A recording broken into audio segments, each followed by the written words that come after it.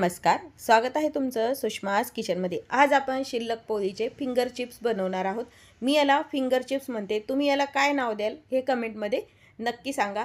हे बनवून ठेवलेले पोळीचे फिंगर चिप्स तुम्ही स्टोअर पण करू शकता। रेसिपी अगदी सोपी आहे। रेसिपी शेवटपर्यंत बघा। रेसिपीला लाईक करा, चॅनलला सबस्क्राइब करा, तसेच बेल नोटिफिकेशन पण ऑलवर प्रेस करा। आता आपण पोळीचे फिंगर चिप्स बनवायला सुरुवात करूया। पोळीचे फिंगर चिप्स बनवण्यासाठी इथे मी रात्रीच्या शिल्लक राहिलेल्या 3 पोळ्या घेतलेल्या आहेत। ती पोळ्या ठेवून घ्यायच्या। एक पिझ्झा कटर असते ना, ते घ्यायचंय आपल्याला आणि यानी अशा ह्या पोळ्या कट करून घ्यायच्या। एकावर एक मी 2 पोळ्या ठेवलेल्या आहेत। जेवढ्या तुम्हाला अशा पातळ करता येतील तेवढ्या तुम्ही कट करून घ्यायच्या। अशा उभ्या कट करून घेतल्यात। आता हे खूप लांब लांब स्टिक होतात, त्यामुळे मध्य भागातून एक आपल्याला अशी कट करून मारायचं आहे। या पद्धतीने पोळीचे आपल्याला छान तुकडे करून घ्यायचे। या पद्धतीने पोळ्या आपण कट करून घेतल्यात। तर हे जे पोळीचे आपण तुकडे तयार करून घेतलेले आहेत ते तळण्यासाठी इथे मी तेल गरम करायला ठेवलंय। असा तुकडा टाकून पाहिलाय, तेल आपलं गरम झालंय।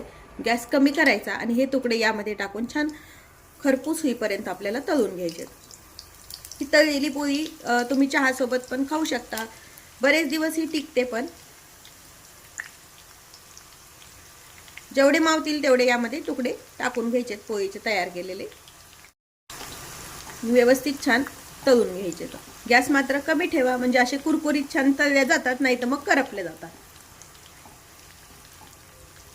खालीवरी करून हे व्यवस्थित तळून घेऊया।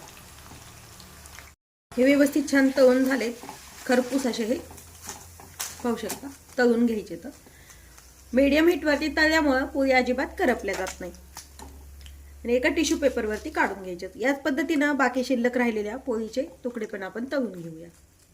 तळलेल्या पोळ्या एका भांड्यामध्ये मी काढून घेतलेल्या आहेत। यावरती थोडंसं मीठ टाकायचंय। गव्हाच्या पिठामध्ये पण आपण पोळीचे कणिक मळताना मीठ टाकलेले असते, त्या अंदाजाने मीठ टाकून घ्यायचंय। थोडीशी आमचूर पावडर, तुमच्याकडे चाट मसाला असेल तर तो पण तुम्ही वापरू शकता, किंवा काही नाही टाकलं तरी ह्या पोळ्या अगदी छान लागतात। थोडंसं तिखट आणि हे असं खालीवरी करून छान सर्व पोळ्यांना मिक्स करून घ्यायचे।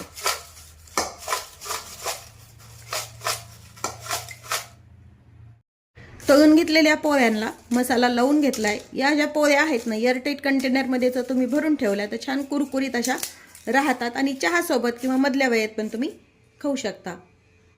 तयार आहेत आपले पोळीचे कुरकुरीत फिंगर चिप्स। रेसिपी कशी वाटली हे कमेंटमध्ये नक्की सांगा। तुम्ही जर माझ्या चॅनलवर नवीन असाल तर चॅनलला सबस्क्राइब करा, रेसिपीला लाईक करा आणि रेसिपी शेअर करायला विसरू नका। तुम्ही शिल्लक राहिलेल्या पोळीपासून कोणत्या कोणत्या रेसिपी तयार करता हे नक्की कळवा। अशाच नवीन रेसिपीसोबत पुन्हा भेटूया। तोपर्यंत बाय बाय। व्हिडिओ पाहिल्याबद्दल खूप धन्यवाद।